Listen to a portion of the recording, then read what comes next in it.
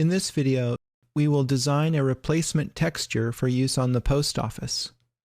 In Bridge, double-click image 3415 to open it in Camera Raw. This is a photo of the cedar siding on my house. You can see that it's been weathered.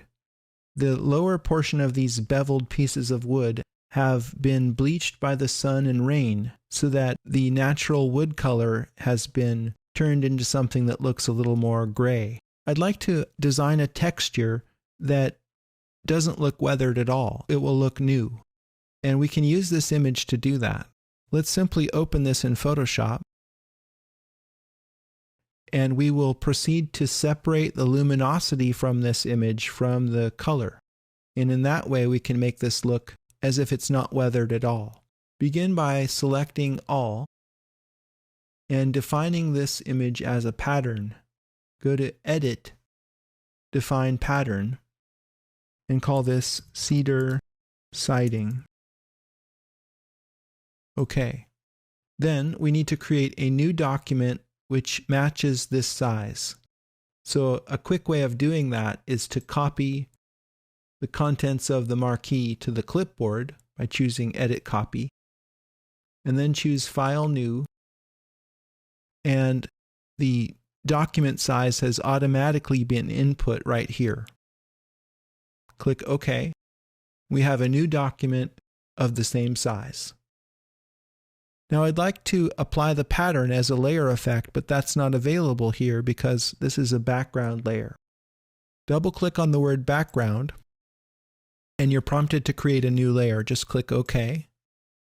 And now we have the ability to apply layer effects. Select Pattern Overlay, open the pattern picker, and select the cedar siding pattern which you just defined. OK.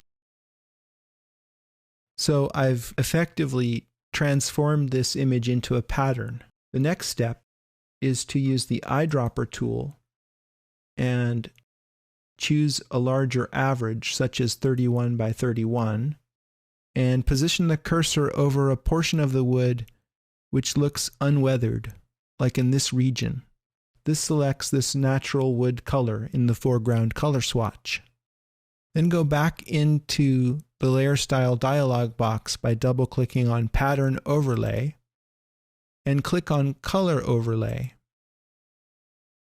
Up here, click on the color swatch and click on the foreground swatch, and then click OK.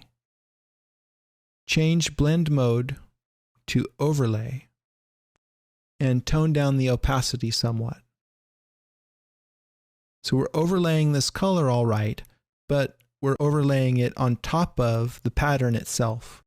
We also need to go to Pattern Overlay and change the blend mode here to luminosity. So we're just getting the gray portion here.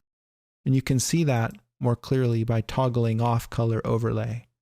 So this is what Pattern Overlay is now giving us. It's just a grayscale image. And then we're overlaying that color on top of it.